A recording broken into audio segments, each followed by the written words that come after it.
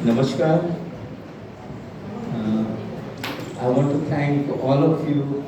I want to thank Sadhna ji for this invitation to join this wonderful occasion. Ahmedabad, I have been here 3-4 बार आ चुके हैं और बहुत खूबसूरत और बहुत अच्छा लग रहा है अहमदाबाद। बाबा भी आ चुके थे अहमदाबाद को 2-3 बार, आई थिंक वो भी आए थे।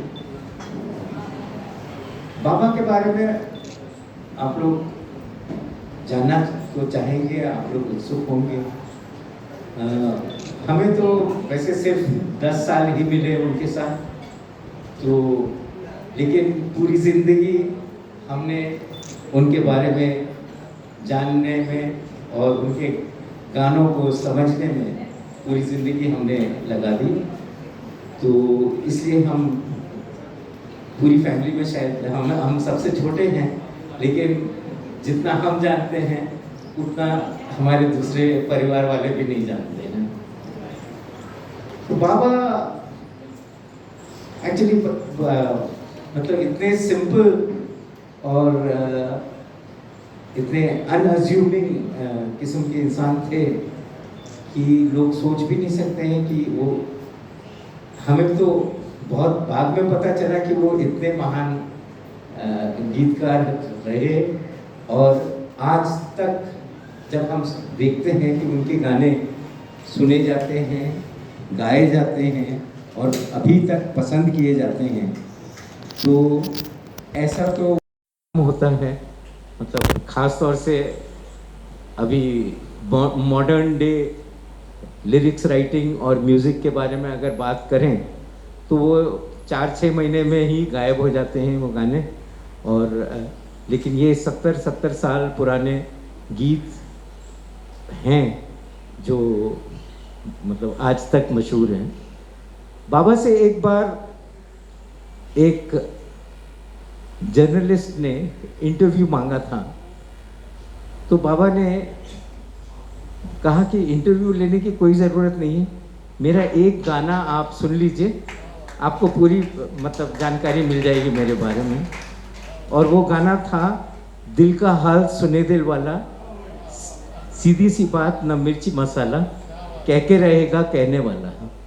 उसके अंतरे आप देखें सुने तो सबसे पहले है, उन्होंने अपने जो बचपन में उन्होंने गरीबी देखी थी, इतनी गरीबी कि उनको और उनके भाइयों को ये बोला जाता था कि तुम लोग सिगरेट क्यों नहीं पीते हो, क्योंकि सिगरेट पीने से भूख मरती है।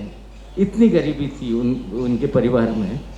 तो उस गाने में है एक अंतरा कि छोटे से घर में गरीब का बेटा, मैं भी हूँ माँ के नसीब का बेटा, रंजो गम बचपन के साथी, आंधियों में जली जीवन बाती, भूख ने है बड़े प्यार से पाला।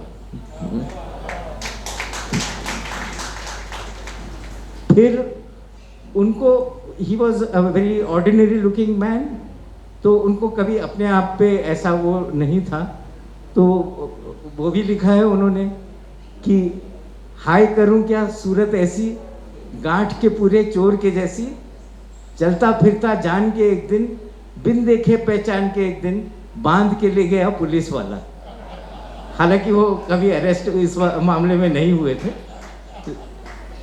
फिर उनकी जो देश के बारे में जो विचारधारा थी कि कितना करप्शन, और वो आज तक नहीं बदला है कि बूढ़े दरोगा ने चश्मे से देखा, आगे से देखा, पीछे से देखा, ऊपर से देखा, नीचे से देखा, बोले ये क्या कर बैठे घोटाला, हाय ये क्या कर बैठे घोटाला, ये तो है थानेदार का साला। तो थानेदार का साला उस वक्त भी कभी कोई अरेस्ट नहीं कर सकता था, आज भी नहीं कर सकता है, you know. Last but not the least, he was very reluctant. उन्होंने राज कपूर को, जब राज कपूर ने पहली बार उनको कहा कि मेरी फिल्म आग के लिए आप गाने लिखिए, उन्होंने मना कर दिया था। लेकिन बाद में जब पैसों की ज़रूरत पड़ी तो राज कपूर से पैसे लेने पड़े उनको, और राज कपूर ने लिटरली मतलब अगर बोला जाए तो एक तरह से ब्लैकमेल किया था कि पैसे हम वापस नहीं लेंगे, हम पैसों के बदले में 2 गाने लिख दो, और वहाँ से उनकी शुरुआत हुई थी। तो वो राज साहब को भी उन्होंने यही कहा था शुरू में जब मना किया था कि मैं अपने गाने बेचता नहीं हूँ, मैं अपने दिल से लिखता हूँ और लोगों के लिए लिखता हूँ, तो मैं बेचूंगा नहीं कभी। लेकिन अब उस गाने में जिसकी बात कर रहे थे हम, उसमें एक अंतरा है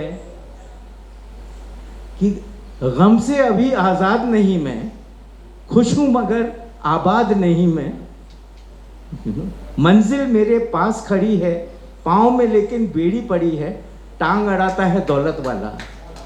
What he wanted to say is अब हम पैसों के लिए लिख रहे हैं, तो जो डायरेक्टर और प्रोड्यूसर जो हमको पैसे देते हैं उनके हिसाब से हमको लिखना पड़ता है, you know. So that was the whole philosophy behind that whole song.